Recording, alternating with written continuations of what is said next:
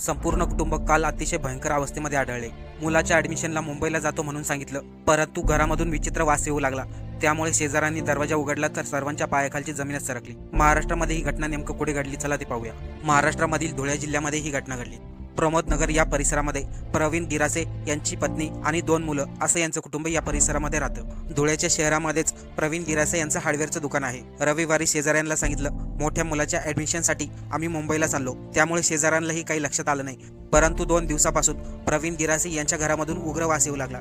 त्यामुळे शेजारच राहणाऱ्या व्यक्तीने प्रवीण गिरासे यांना बरेच फोन केले, परंतु समोरून कोणतं उत्तर मिळाले नाही। नाविलाजाने शेजाऱ्यांनी दरवाजा तोडला तर कुटुंबातील सर्वजण, पती, पत्नी आणि 2 मुलं मृत अवस्थेमध्ये पडलेले होते। मुलाच्या ऍडमिशनला मुंबईला जातो म्हणून सांगितलं, परंतु मुंबईला न जाता घरामध्ये अतिशय भयंकर अवस्थेत आढळले। बाजूलाच विषारी औषधाच्या बॉटलही सापडल्या। त्यामुळे गिरासे कुटुंबाने आपलं जीवन संपवलं की यांच्याबरोबर दुसरे काही घडले, या सर्व घटनेचा पोलीस तपास करत आहे।